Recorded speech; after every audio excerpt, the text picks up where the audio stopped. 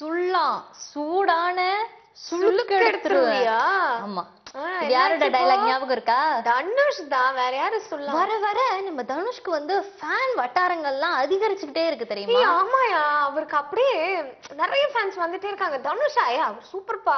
ஆக்சுவலா வந்து அவர் நடிக்க வந்தப்ப சொன்னாங்க, என்னையா இது யார் யாரெல்லாம் நடிக்கிறதுனே தெரியாம இருக்கு அப்படி சொல்லிட்டு கொஞ்ச நாள் வந்து அவரே அதை சொல்லிட்டு இருந்தாரு, யார் யாரெல்லாம் நடிக்கிறதுன்னு தெரியாம இருக்கு, அது எக்ஸாம்பிளே நான் தான் அப்படிலாம் சொல்லிட்டு இருந்தாரு இல்லையா? அதுக்கப்புறம் வந்து நம்ம இந்தியன் ப்ரூஸ்லி அப்படின்னு ஒரு பேர் வாங்கினாரு.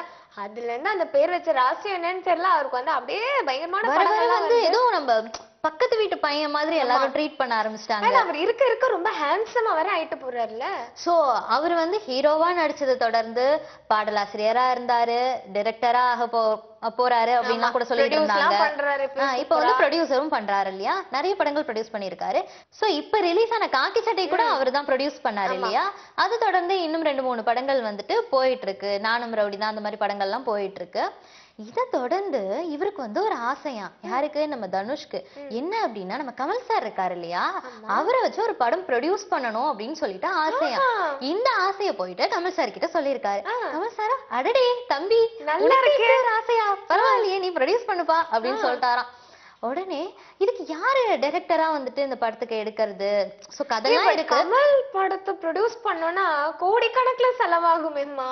அத வந்து தனுஷ் தான் வந்து அதெல்லாம் பார்க்கணும். அதான். ஆனா கமல் சாருக்குன்னா வந்து யாருக்கு இருந்தாலும் செய்வாங்க இல்லையா? கமல் சார் வந்து அவ்வளவு கோடிகள் போட்டு எடுத்தாலும் படம் அதை விட பிரம்மாண்டமா ஓடுங்கிறதுல டவுட்டே இல்ல. பிரைஸா தான் வந்துட்டு வசூல் வரும். ஓகேயா? சோ அந்த லெவல்ல வந்துட்டு இவரும் ஓகே சொன்ன உடனே கதெல்லாம் ரெடி. ஆனா யாரு வச்சு டைரக்ட் பண்றதுன்னு கமல் சார் கிட்ட வந்து ஒரு சஜஷன் கேட்டிருக்காங்க. ஓகேயா? அதுக்கு வந்து தம்பி உனக்கு தெரியாததாப்பா, நீயே டைரக்டர் யாருன்னு முடிவு பண்ணிக்கோ அப்படின்னு சொல்லிட்டாங்க. நினைச்சேன் நீயே டைரக்ட் பண்ணுப்பா அப்படின்னு சொல்லிட்டாங்க. டைரக்டர் வந்து நீயே முடிவு பண்ணிக்கோ. கமல் சார் டைரக்ட் பண்ணலாமே? பண்ணலாம், பட் அவருக்கும் நிறைய ப்ராஜெக்ட்ஸ் இருக்குல்ல. விஸ்வரூபம் இருக்கு, உத்தம வில்லன் போயிட்டு இருக்கு, அதோட போஸ்ட் ப்ரொடக்ஷன் இந்த ஒர்க் எல்லாம் போயிட்டு இருக்கு. சோ நீயே வந்து டைரக்டர் ஃபிக்ஸ் பண்ணிக்கோ அப்படின்னு சொன்னோன்னே இவருக்கு வந்து ரொம்ப என்ன ஆயிடுச்சு அப்படின்னா, நிறைய வந்து ஒர்க் டென்ஷன் அதிகமாயிடுச்சு. அவரை வச்சு ப்ரொடியூஸ் பண்றோம், நல்ல ஒரு டைரக்டரா இருக்கணும், அந்த மாதிரி நல்ல நம்மளுக்கு டீம் அமையணும், அதெல்லாம் வந்துட்டு நிறைய ஒர்க் டென்ஷன் வந்துருச்சு. சரி யாரு வந்து ஹீரோயினா வந்துட்டு நம்ம சூஸ் பண்ணலாம் அப்படின்ட்டு யோசிச்சுட்டு இருக்கும்போது ஸ்ருதிஹாசனை நம்ம ஏன் சூஸ் பண்ணக்கூடாது அப்படின்னு யோசிச்சிருக்காங்க. ஏன்னா இது வந்துட்டு ஒரு குடும்ப படமா வந்துரும்ல. அப்பா வந்துட்டு அப்பாவும் நடிக்கிறாங்க, பொண்ணும் நடிக்கிறாங்க. சோ தனுஷ் ஆப்வியஸா வந்துட்டு அந்த எப்படி இருந்தாலும் கலை குடும்பத்துல ஒருத்தவர் தானே தனுஷ். சோ அவங்க குடும்ப நண்பராவும் ஆயிடுவாரு அவரு. சோ ஒரு குடும்ப படமா எடுத்தா என்ன அப்படின்னு சொல்லிட்டு நிறைய டிஸ்கஷன் போயிட்டு இருக்கு. கூடிய சீக்கிரத்துல வந்துட்டு அந்த மாதிரி ஒரு படத்தை நம்ம திரையில பார்க்கலாம்.